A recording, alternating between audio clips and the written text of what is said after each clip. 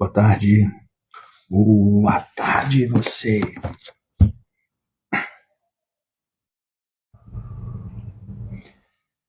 Estamos ao vivo. Quem vai vir participar? Dia 14.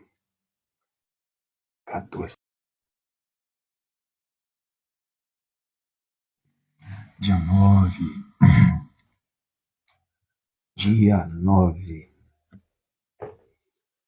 Como é que foi sua manhã? Como é que já começou o seu dia?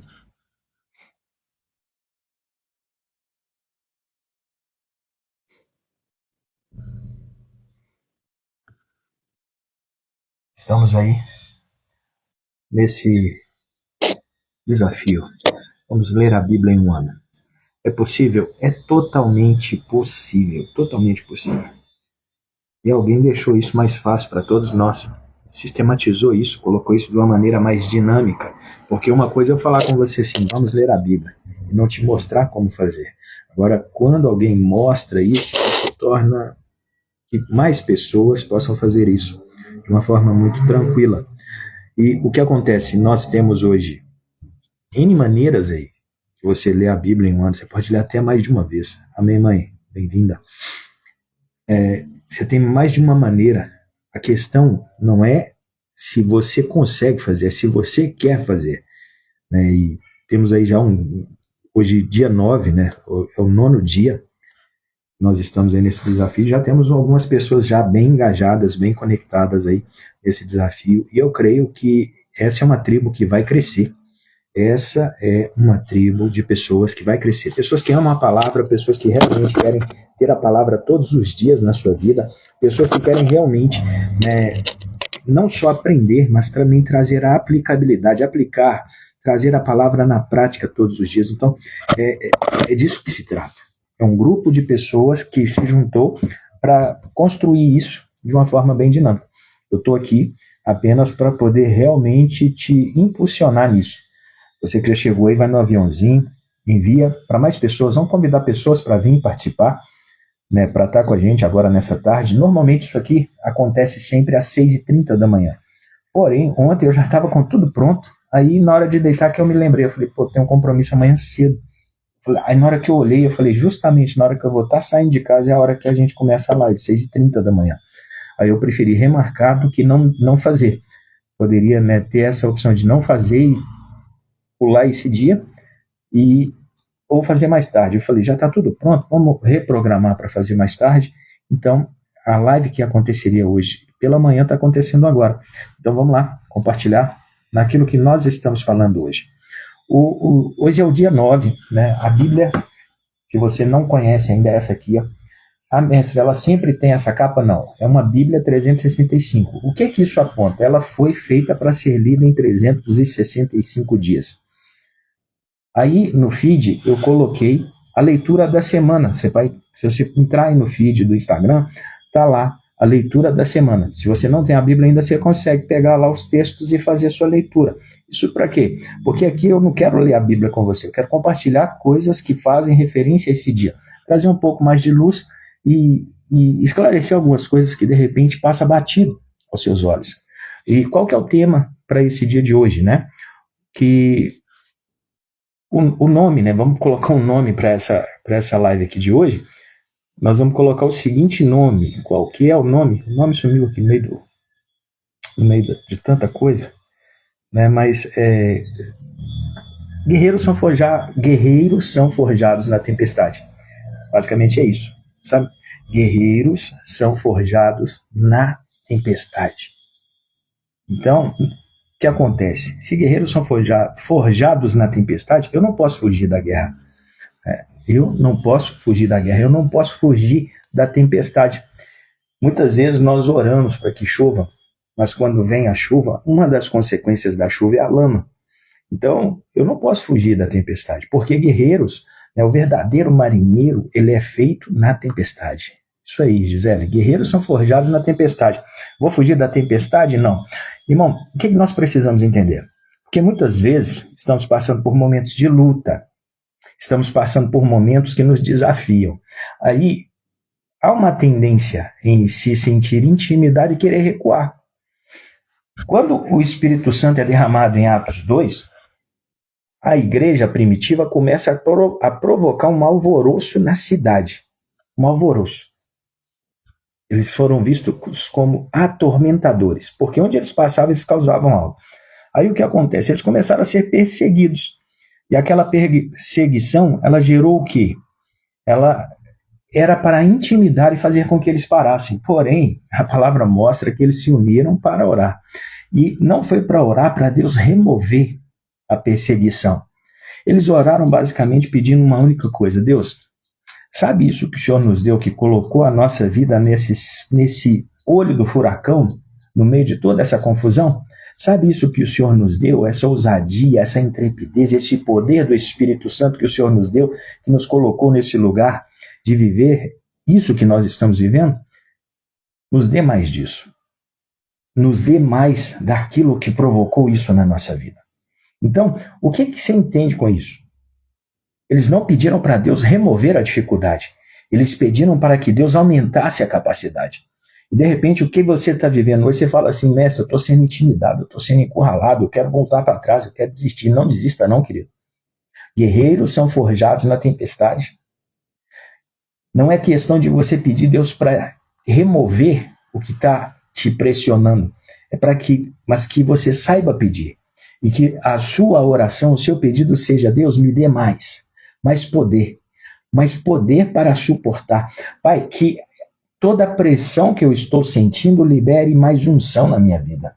Que toda a pressão que eu estou sentindo me faça orar, buscar mais, me faça me achegar mais ao Senhor e isso me faça crescer. Quantos estão entendendo? Guerreiros são forjados na tempestade. Então vamos lá. Hoje, no dia 9 de julho, na Bíblia 365, está falando em 1 Crônicas 7, a partir do verso 1. O que começa falando aqui, gente? Presta atenção. O que é que começa a falar aqui? Um minutinho.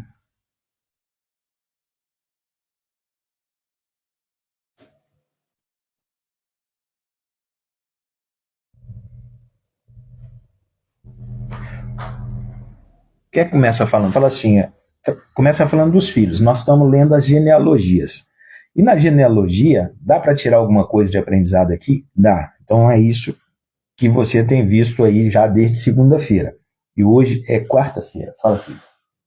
Eu quero nossa filha. Agora não. Agora eu não posso não. Espera um pouquinho. Então vamos lá. No verso 2, olha o que fala. No verso 2, capítulo 7, verso 2. Os filhos de Tola foram Uzi, Refaía, Jeriel, Jamais. Só nome bonito. Você que não tem filho ainda, fica inspirado. Ibissão e Samuel. Cada um deles foi chefe de um clã. No tempo do rei Davi. O total de aptos para a guerra, guarda isso, o total de aptos para a guerra listados nos registros desses clãs eram de 22.600 homens. Aí, se a gente continua a leitura aqui, até no verso 5, o que você vai ver? Sempre fazendo menção a homens que eram engajados, conectados no serviço militar da época, eram guerreiros. A palavra faz questão de falar que eram homens aptos para a guerra, homens preparados para a guerra. Verso 5 fala assim: o total de homens aptos para a guerra de todos os clãs da tribo de Isacar era igual a 87 mil homens. 87 mil homens. Quando juntava todos, só das tribos de Isacar, chegava a somatória de 87 mil homens. Homens aptos para a guerra, homens capazes de segurar espadas, carregar lanças, escudos, entrar numa briga e lutar. Por que isso é importante? Presta bem atenção. Homens aptos para guerras, líderes de clãs e construtores de cidades. Era isso que esses homens eram. Qual que é a reflexão que nós temos aqui? A aptidão não é só a habilidade. Não adianta falar que você tem uma habilidade e essa habilidade essa aptidão te torna alguém. O que te torna alguém? A prontidão espiritual. Eu tenho que ter uma aptidão, mas eu também tenho que ter a prontidão. A aptidão sem prontidão é igual ser inútil. Se você é apto, se você tem a habilidade, que você também esteja pronto. para fazer o que tem que ser feito. Não para fugir, não para escolher o tempo de fazer, mas fazer no tempo certo. A aptidão, ela tem o seu devido valor se ela for usada no tempo certo, no tempo que ela é requerida, não no tempo que a pessoa que tem a prontidão, a aptidão, quer liberar isso. Então veja aqui, Deus ele não quer crentes sentados esperando promessas, mas guerreiros que lideram e ocupam territórios. Porque quando Deus ele mostra para Israel o que ele tinha para Israel, era uma terra que manava leite e mel, só que essa terra estava ocupada. A terra que mana leite e mel estava ocupada. Eles estão indo para uma terra que mana leite e mel. A terra está ocupada. Eles tinham que despojar aquela terra, eles tinham que levar uma carta de despejo e colocar as pessoas que estavam ali para fora. Era basicamente o que eles tinham que fazer. Giovana está aí, seja bem-vinda, Giovana. E aqui fica uma pergunta, né? Você está espiritualmente apto ou você só está assistindo aquilo que está acontecendo? Você tem a aptidão hoje e a sua aptidão ela é revelada através de uma prontidão, ou você tem a aptidão e fica assistindo, fica sentado na arquibancada vendo o que os outros estão fazendo? Versículo 22, capítulo 7, versículo 22, olha o que fala aqui, ó. Seu pai Efraim lamentou sua morte por muito tempo e seus parentes vieram consolá-lo. Verso 23. Depois Efraim teve relações com sua esposa e ela engravidou e deu à luz a um filho. Efraim lhe deu o nome de Berias por causa da desgraça que a sua família havia sofrido. Isso mostra o quê? Né? A dor pode parar temporariamente a vida de uma pessoa, mas ela não pode definir o futuro. Nós vamos sentir dor, vamos sofrer dor na caminhada? Vamos, a dor faz parte. Uma pessoa, ela fala uma frase bem interessante, grava isso: a dor é a fraqueza indo embora. Dor é igual a fraqueza indo embora. Sempre quando você está sentindo dor, é a fraqueza, você está dando um parto, né, à sua fraqueza e ela está indo embora. Ela não pode interromper o seu futuro. Você vai ter momentos de dor, vai ter dias que você vai sentir dor, sim, mas a dor, ela não é sua companheira. Não é. Falando sobre isso, teve uma vez eu atendi, né, eu trabalhava numa loja e eu atendia muitas pessoas do ramo de esportes, porque era uma loja de material esportivo. Aí um dia sempre chegava lá o pessoal crossfiteiro. E um dia eu atendi um cara do crossfit, só que o cara, tipo assim, eu olhei para ele, eu não falava que ele fazia crossfit pela aparência dele, mas ele falou: cara, eu faço crossfit. Eu falei: como é que é isso? Aí comecei a conversar com ele e ele pegou, estava me explicando que ele sentia muitas dores. Eu falei: e aí, como que é isso, né? Você fazer um esporte, praticar um esporte no qual você sente muita dor. Ele falou: você aprende a conviver com a dor. Ele falou: quem faz esse esporte aprende a conviver com a dor. Então, pessoas que têm repulsa à dor, elas nunca vão se aventurar num esporte como esse, o crossfit, né? Se tiver algum crossfiteiro aí, ele que se manifeste. Mas foi essa a resposta que a pessoa me deu. Eu fiquei assim, eu falei: eu acho que é algo que eu particularmente, né, não me associo. Eu acho legal, mas eu não tenho essa força de vontade de fazer esse esporte. Eu gosto de correr e caminhar, e isso aí já gera um nível de dor que, para mim, né, dentro do fazer isso, já é suportável. Aprender a conviver com esse tipo de dor. E uma das dores que nós temos, né, todos nós já podemos ter tido essa dor, e você que é pai, que é mãe, você vai ver essa dor ocorrer muitas vezes, é o que é a dor do crescimento. A dor do crescimento. A dor do crescimento, ela acontece quando nós estamos crescendo, né? O crescimento, há uma dor que ela é gerada. De repente você não lembra dessa dor que você teve quando você ainda era uma criança, que estava crescendo, desenvolvendo seus músculos, seu corpo. Mas você que tem filhos, de repente você vai assistir seus filhos passando por isso. É a dor do crescimento. Escreve aí: dor do crescimento. Aí traz isso para o espiritual, irmão. Crescer espiritualmente também vai doer. Existe uma dor no crescimento espiritual. Só que é uma dor que ela não vai ser sua companheira. Mas ela vai ocorrer. Vão ter dias de dor. Só que veja bem, assim como, né, Efraim perdeu um filho, Crescer dói, a Rosa está falando. Assim como Efraim perdeu um filho, ele teve que aprender a superar isso, porque todos vamos viver um momento de luto, vamos ter um tempo de luto, mas esse tempo de luto, ele passa, irmão. Ele passa. É um momento. Aí o quê? A dor, ela pode parar temporariamente, mas ela não pode definir o seu futuro. O seu futuro não é anulado pela dor do momento. O guerreiro chora, mas depois ele se levanta para gerar um novo fruto. Foi isso que Efraim fez. Ele chorou a perda de um filho, mas depois ele foi lá, ele se levantou e continuou a caminhar no seu destino. Ele teve uma nova relação com sua esposa e gerou um novo filho. Esse novo filho nasceu, cresceu e frutificou. E Efraim significa o quê? Frutificação. Interessante, né? Uma pergunta aqui, veja bem. Você está parado no luto ou está pronto para gerar um novo de Deus? Você está parado na perda que você teve no seu passado? Qual perda que você teve, qual sofrimento que você teve, qual dor que você teve que te paralisou, que te travou, que hoje você não consegue romper mais, que você não consegue crescer mais, que você não consegue mais desenvolver. Isso porque quando você pensa assim, eu vou fazer isso novamente, a primeira coisa que o seu cérebro traz, a sua memória é renovada nisso é o quê? A dor. Não faça isso porque vai doer, não faça isso porque vai doer, não faça isso porque vai doer. E tudo que o seu cérebro quer é que você não sinta dor.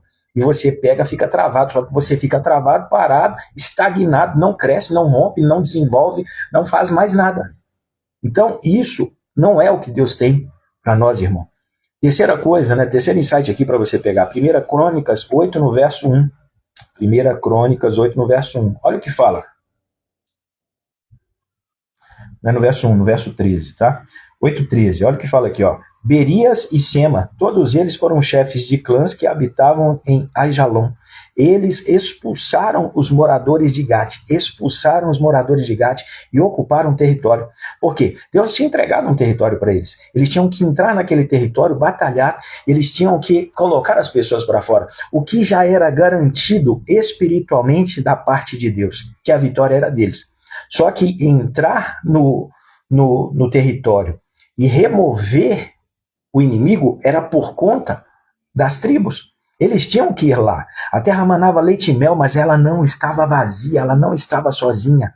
Irmão, você nunca vai encontrar alguma coisa valiosa que está largada, abandonada. Não, isso é casa mal assombrada. Quantos estão entendendo? Está entendendo isso? Coloca aí. Eu preciso ocupar, você vai ocupar territórios. Você vai ocupar territórios, você vai precisar batalhar. O que fica bem claro nessa leitura de hoje aqui é que nós fomos chamados para a guerra. E de repente você fala assim, mestre, eu não quero mexer com esse negócio de guerra. Então desiste de ser crente, cara, desiste de viver. Né? Nós somos chamados para a guerra. E Deus nos forjou para a guerra.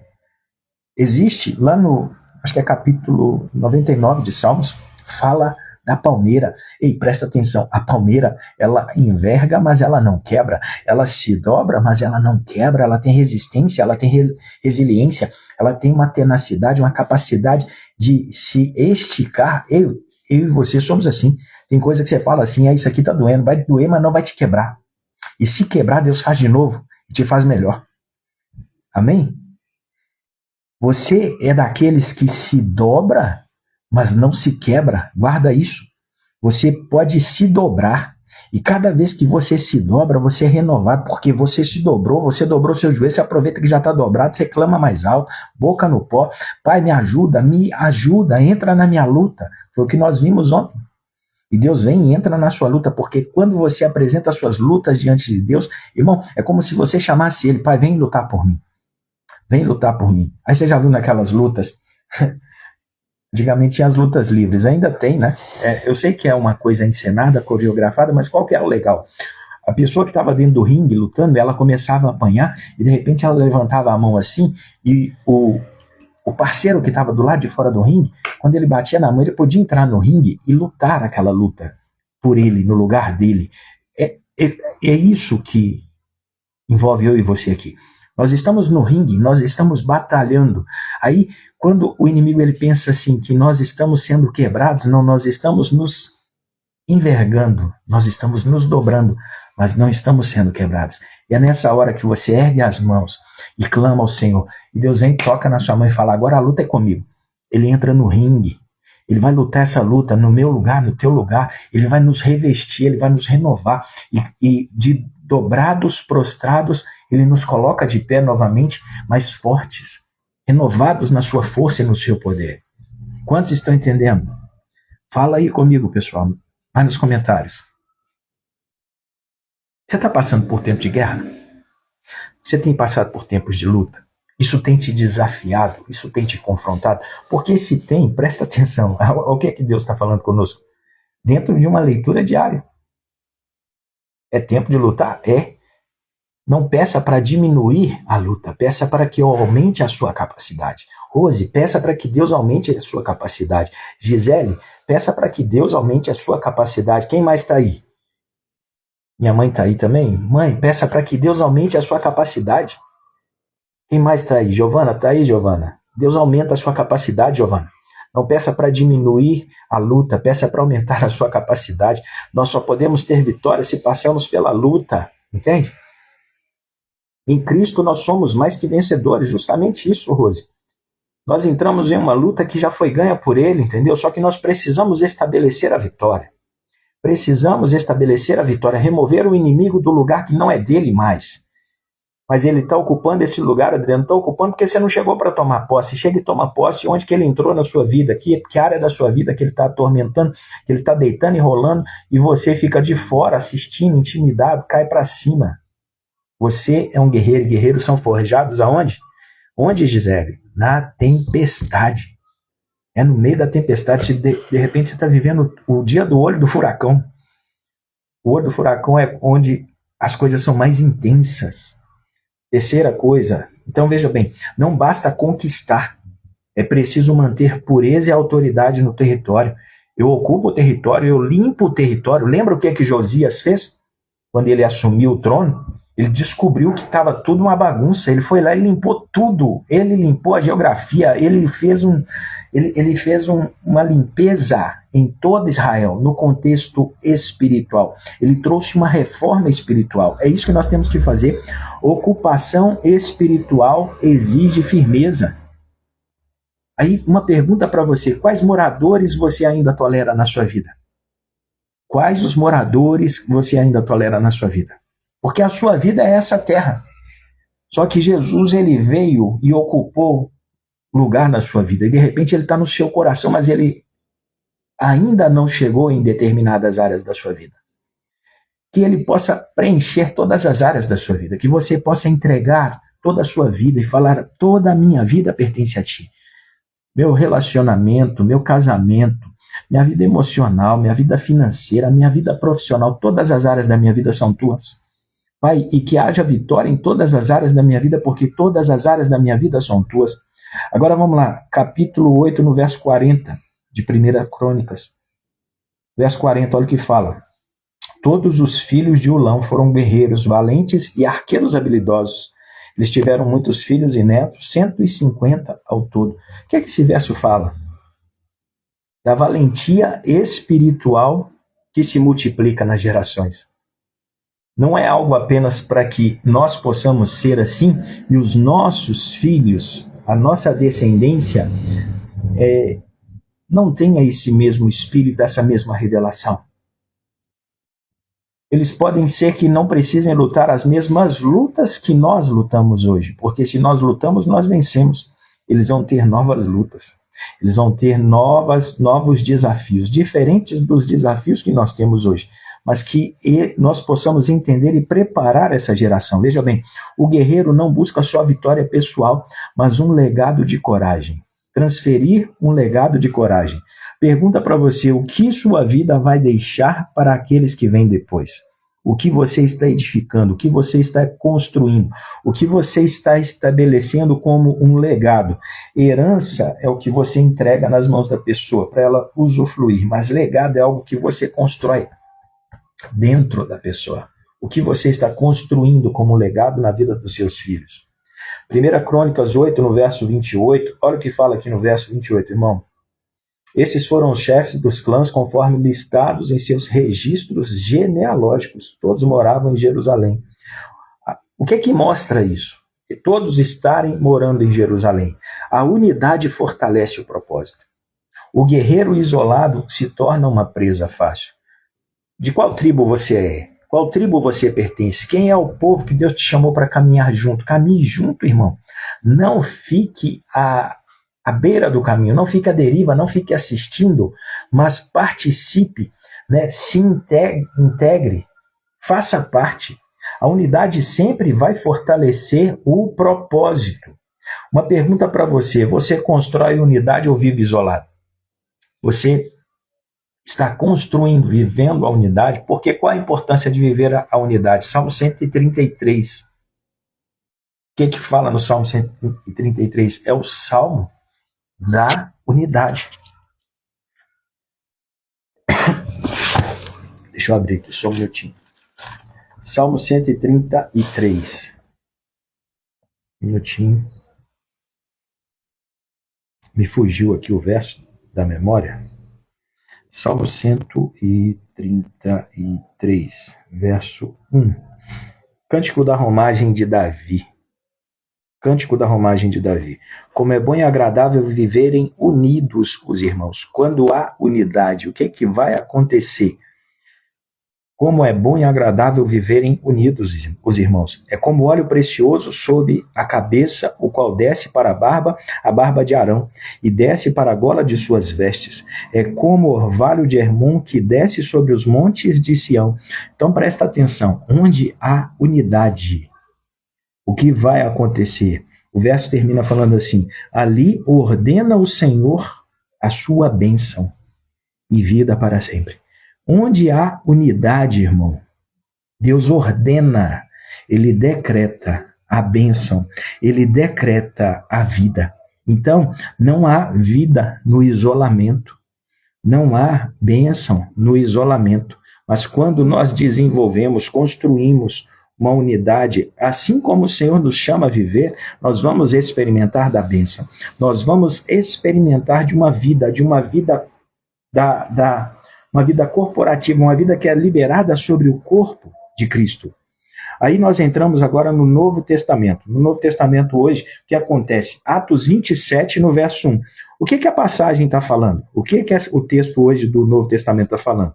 Está mostrando Paulo, e quando ele está sendo levado de barco para o interrogatório em Roma. Aí presta atenção no que vai acontecer. No verso 10 e 11. Verso 10 e 11. Pessoal, você está aí?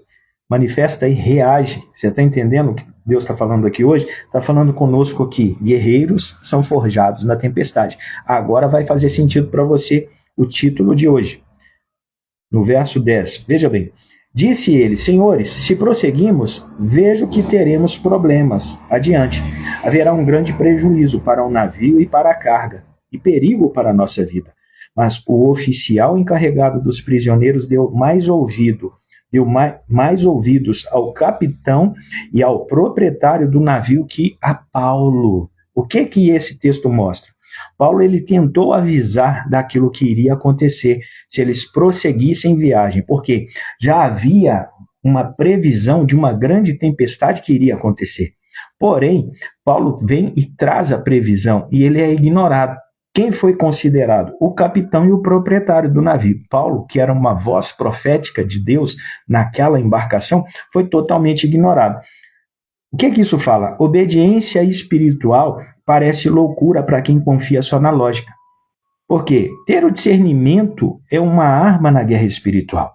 Porque muitas vezes a lógica ela vai contra aquilo que Deus está falando. Você pode olhar para uma coisa na lógica e falar que está tudo muito bem. Mas Deus já declarou que aquilo não vai terminar bem. Só que aí você vai ter que decidir qual dos dois você vai seguir. Você vai seguir a lógica ou o discernimento espiritual? Você vai seguir aquilo que Deus está te falando ou você vai seguir aquilo que os seus olhos estão mostrando? Então, é importante. E ninguém entra numa guerra espiritual, irmão, sem ter pessoas que têm discernimento do seu lado, porque senão elas vão vai custar caro demais essa guerra. Uma pergunta para você: você ouve a voz de Deus ou as vozes que são mais confortáveis para a sua vida? Você ama e busca ouvir a voz de Deus?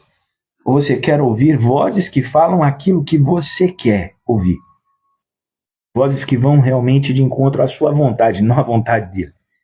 Qual é a voz que você gosta de ouvir? Atos 27, no verso 22. Olha o que acontece.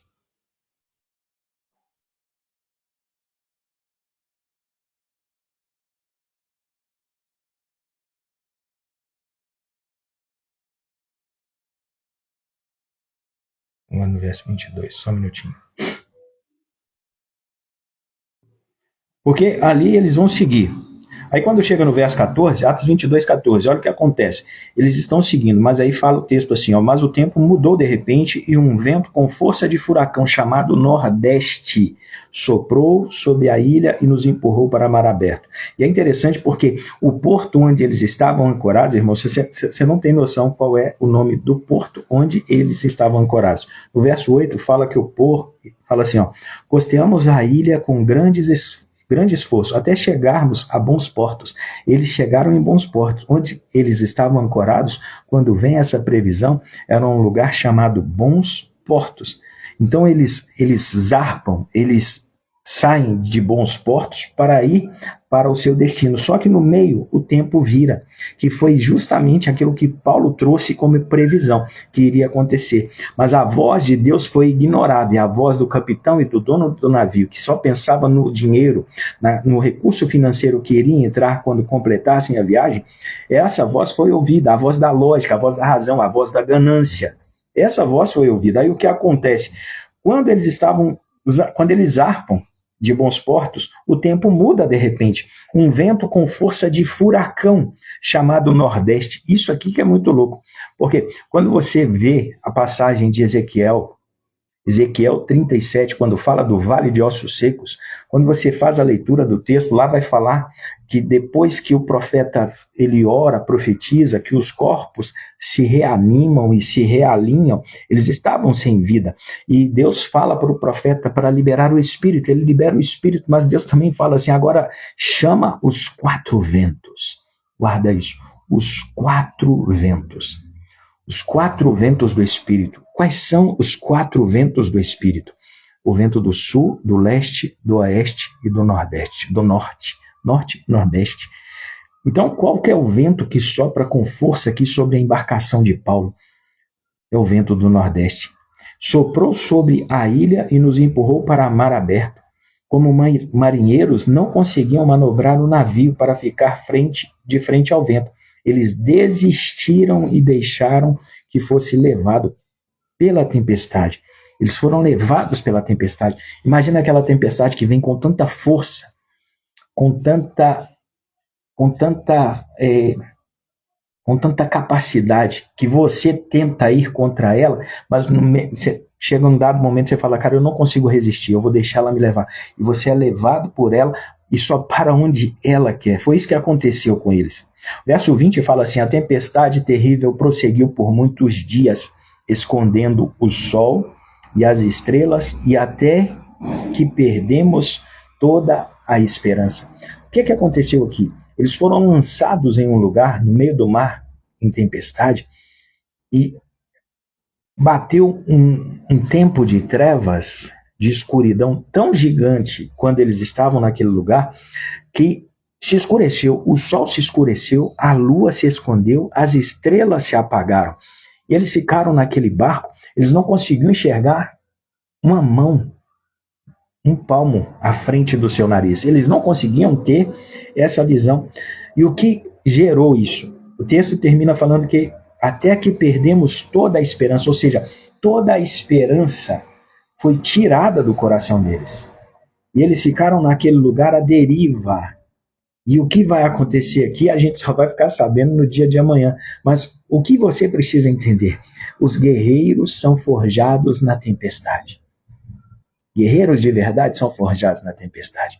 Se você está atravessando uma tempestade na sua vida, irmão, não peça a Deus para acabar com a tempestade, peça a Deus para mostrar o guerreiro que ele está fazendo na sua vida. Qual é o guerreiro? Qual é o tipo de guerreiro que ele tem para tirar de dentro de você? Existe um guerreiro invisível que nem você conhece ainda. Passagem de Salmos que nós vamos ler hoje, que faz referência ao dia de hoje, é o Salmo 7. Salmo 7, a partir do verso 1. Do verso 1 ao verso 17. O verso 1 fala assim: em ti me refugio, Senhor, salva-me e livra-me. Quem está falando isso, irmão? Um homem que foi um grande guerreiro, no natural, mas também um guerreiro espiritual. Davi, ele era um guerreiro no natural, um grande guerreiro, mas também era um grande guerreiro espiritual. Você não sabe dizer como que Davi era, onde Davi era mais perigoso. Se ele era mais perigoso com a harpa na mão ou com a espada. Porque ele sabia manejar bem as duas armas. Uma harpa na mão de Davi, ela tinha o mesmo efeito que uma espada, porque ele tecia salmos, louvores, adoração ao Senhor. Ele mudava o ambiente quando ele estava com aquela harpa. O texto fala: em ti me refugio, Senhor, salva-me e livra-me. O que Davi está falando aqui? Refúgio não é fuga. Onde você tem se refugiado? Pessoas gostam de se refugiar no momento da dificuldade, da luta, da adversidade. Tem pessoas que se refugiam nas drogas, outros na bebida, outros no sexo, outros no trabalho. Isso tudo, muitas vezes, é um refúgio que as pessoas estão buscando. Alguns vão se refugiar na depressão, outros vão se refugiar no desânimo. Davi fazia do Senhor o seu refúgio e fortaleza. Quando você busca refúgio no Senhor, você vai descobrir que Deus é fortaleza para aqueles que lutam depois. É o meu pit stop, é o meu lugar de parar para calibrar, para encher o pneu, para me reabastecer, para voltar para o ringue. Entende? Pergunta para você: você busca refúgio para se esconder ou para se preparar? Você tem procurado lugares para ficar escondido no meio da luta ou apenas lugares para se preparar? Um dos filmes que eu gosto muito, ele é um filme mais antigo, mas ele tem uma trilogia, digamos assim, né? Tem vários filmes. É o Rock. Quando você olha o Rock Balboa, Sylvester Stallone, ele ilustra muito isso. Porque no primeiro, ele vai lá e aprende a lutar, ele luta e ganha. Só que quando vai avançando ali nos filmes, o que você vai encontrar? Na adversidade, né? Quando ele vai enfrentar um inimigo que ele não tinha capacidade para lutar com ele se refugiava. Ele se refugiava no seu treinador. Ele procurava seu treinador para quê? Para ele reciclar, para ele se renovar, para ele se reabastecer, para que ele pudesse voltar novamente para o ringue e lutar novamente. E ele ganhava? Ganhava. Sempre que ele buscava refúgio no lugar certo, e o refúgio não era fuga, é o pit stop, eu vou parar para me recalibrar, para me renovar, para treinar mais e eu volto para o ringue novamente. Quando eu voltar, eu ganho. Amém? Isso aí, mãe. Eu me refugio no Deus da minha vida e da minha salvação. Amém? Salmo 7, no verso 11. Olha o que fala aqui no verso 11, irmão.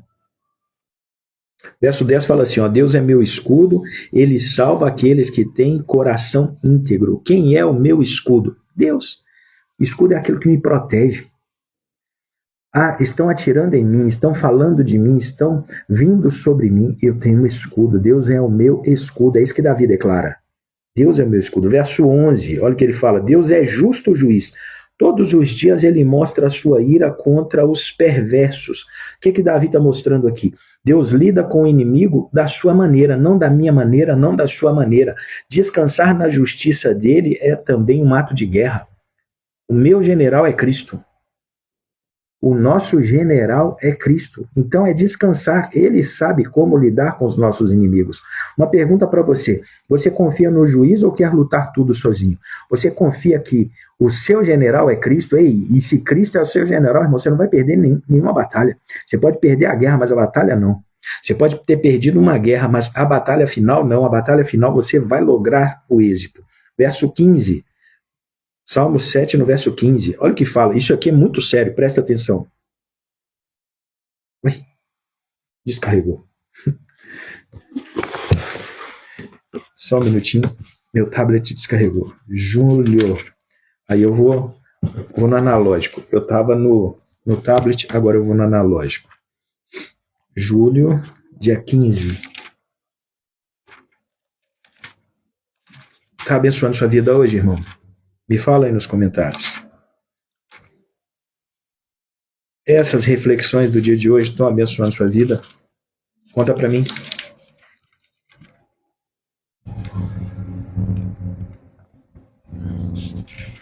Dia 9 de julho. Salmo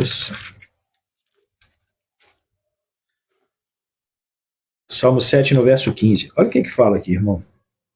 14, 15. Abre uma cova profunda, mas ele próprio cai em sua armadilha. O que esse texto fala? Quem abre uma cova profunda está cavando um buraco para ele mesmo cair. Quem prepara uma arma para atacar um dos filhos de Deus tem que tomar muito cuidado para essa arma não se tornar uma arma de autodestruição na vida dele. Quem se levanta contra os escolhidos de Deus tem que tomar muito cuidado, porque ele pode estar construindo com suas próprias mãos a sentença daquilo que vai destruir a sua própria vida. Se você for no livro de Esther e fizer uma leitura no livro de Esther, você vai encontrar o que ali? 3 pessoas, né, que são mais destacadas ali. Você vai encontrar Esther, você vai encontrar Mordecai, você vai encontrar Amã.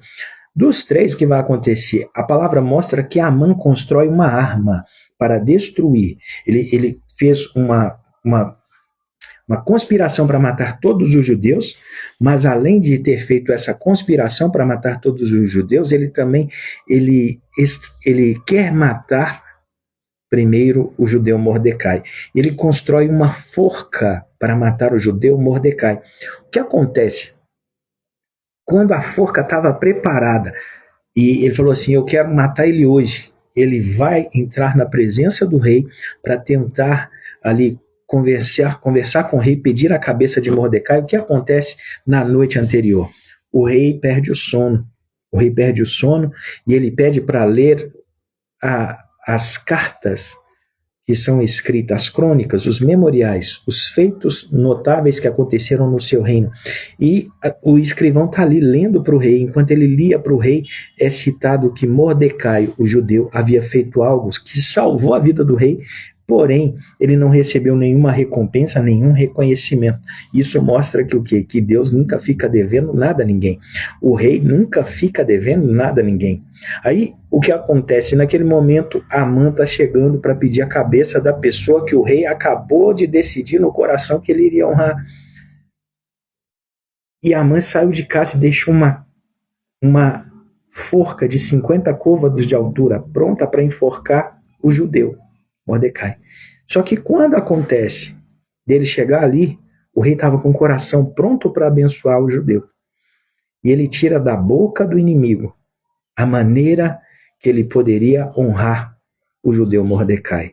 Pegue a coroa real, o cavalo real, o manto real, pegue o príncipe mais condecorado que você tem, pegue tudo isso e mande que o príncipe vista a pessoa com a roupa real, coloque a coroa real, dê a ele o cavalo real e que esse príncipe vá à frente, declarando e mostrando, assim faz o rei com quem ele se agrada. Quem tem o agrado do Senhor, querido, vai viver uma inversão no mundo espiritual. O que é que Davi está falando aqui? Nesse Salmo 7, no verso 15. Abre uma cova profunda, mas ele próprio cai em sua armadilha. A sua maldade se volta contra ele, a sua violência lhe cai sobre a cabeça. O que é isso? Uma inversão. Alguém foi ali e preparou o mal, só que ele não tinha o conhecimento que o mal que ele estava preparando era a sua própria sentença de autodestruição. Uma operação bumerangue é ativada, porque o livramento do Senhor vem.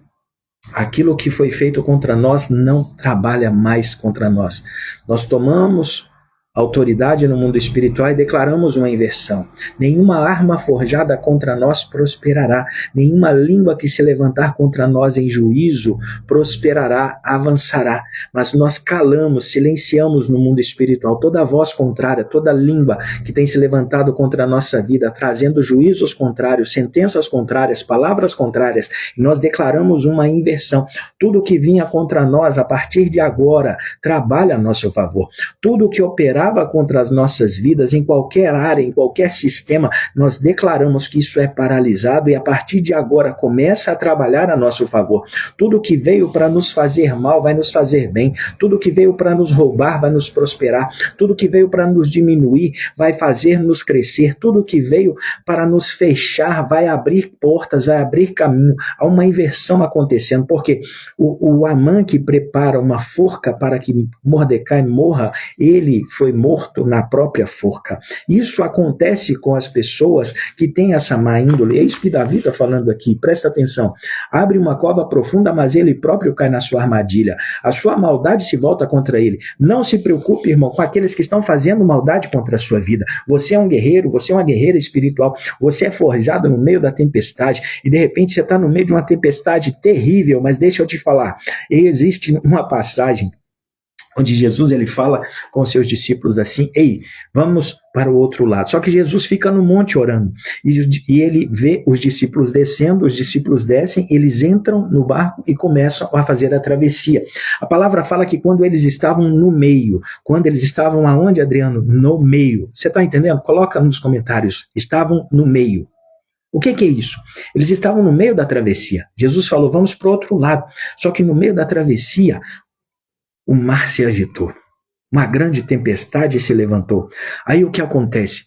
Jesus estava no alto do monte orando, aí Jesus já era madrugada, Jesus desce, tranquilo. Ele entra no mar, irmão, ele não tinha barco. Ele entra no mar andando. Ele chega e ele se aproxima dos discípulos andando sobre as águas. O que mostra isso para mim e para você? Que a tempestade que coloca medo na minha vida e na sua vida não intimida o nosso Senhor.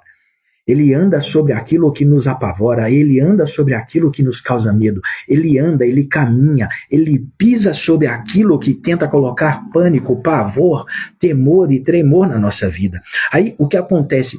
É interessante porque nessa passagem, quando os discípulos olham, eles falam assim, eles veem um vulto caminhando no meio da tempestade. E eles olham e falam assim, parece que é um fantasma. E do meio da tempestade, aquele vulto solta uma voz, uma declaração. Sou eu.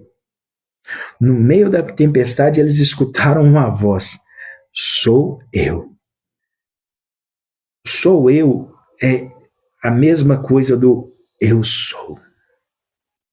Moisés, quando se encontra com a sarça ardente, ela queimava, mas não era consumida, era Deus se manifestando para Moisés através daquele ato. Através daquele momento. Moisés olha para aquilo e quando ele conversa, ele descobre que era Deus e Deus envia ele. E antes de Moisés sair, Moisés fala assim, mas quem eu vou dizer que você é? Diga que o grande eu sou te enviou. Eu sou tudo aquilo que você precisa. Eu sou tudo aquilo que te basta. Tudo que você precisa está em mim, Moisés. Era isso que ele estava falando.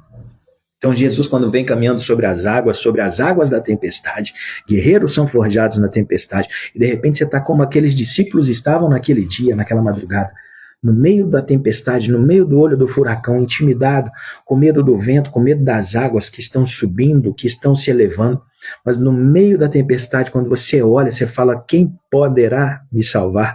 Né? Não é o Chapolin que vai sair dali. Saiu uma voz, e era a voz de Cristo, caminhando sobre as águas. Ele declara, sou eu. É a mesma expressão que Moisés ouviu do eu sou. Cristo declarando, sou eu, tudo o que você precisa. O que isso mostra para mim e para você, irmão? Porque muitas vezes a tempestade ela quer nos intimidar, mas a tempestade só quer revelar Cristo para as nossas vidas. Tem tempestades que você pensa que é para te matar, mas é só para aumentar a sua revelação de Cristo no meio da tempestade. Deus é capaz de usar de todas as coisas para abençoar aqueles que são chamados pelo seu nome. Tudo coopera, até a tempestade coopera para revelar Cristo na minha vida e na sua vida, para nos fazer entender, perceber que é Cristo. De repente, hoje você está com medo daquilo que você está passando. Para e olha no olho do furacão e pergunta quem é. E você vai ouvir a voz dele. Eu declaro que você vai ouvir a voz dele. A tempestade não vai te matar, ela vai te forjar. Você vai sair melhor, maior, mais forte. Não peça para diminuir o vento, peça para aumentar a sua capacidade. Não peça para diminuir a dor, peça para aumentar a sua capacidade de suportar. E eu sei que no meio disso tudo, uma nova unção vai fluir da sua vida, uma nova graça, uma nova capacidade que você tem, mas que ainda não conhece. Isso só é revelado, irmão, no meio da tempestade. Que Deus abençoe sua vida. A gente fica aqui por hoje. Amanhã vai ser pela manhã, 6:30 da manhã, a gente está aqui. Amanhã é dia 10.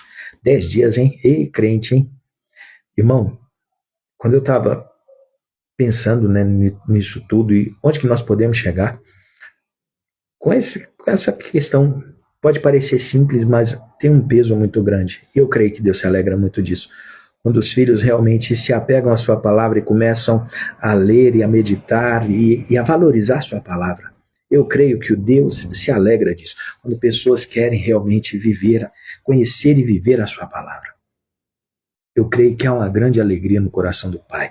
Eu estava pensando, Pai, o que pode acontecer? Né? E uma das coisas que veio, sabe? E eu não falo isso, sabe? Não é uma frase de para-choque de caminhão. Eu tenho certeza que pessoas que vierem aqui participar desses 365 dias, ao final de um ano, julho do ano que vem, você vai estar sabendo mais de Bíblia do que muito crente que tem anos que está no banco da igreja. E tem muito crente que fala assim, eu já sou crente há tantos anos. Mas você vai conhecer muito mais da palavra de Deus, você vai ter vivido muito mais experiências pessoais com Deus dessa palavra, porque essa palavra ela tem um Deus que sustenta essa palavra. Você vai conhecer a Deus de uma maneira muito surreal nesses próximos 365 dias. E a minha oração é que Deus aumente a sua fome, a sua sede, o seu desejo de conhecê-lo a cada dia. Que você aprenda a amar a palavra de Deus, mas principalmente o Deus que nos deu essa palavra. Que cada uma dessas palavras elas possam realmente somar. Como eu disse ontem, cada dia que a gente vem aqui compartilha. É um tijolo que você está colocando na edificação de quem você é.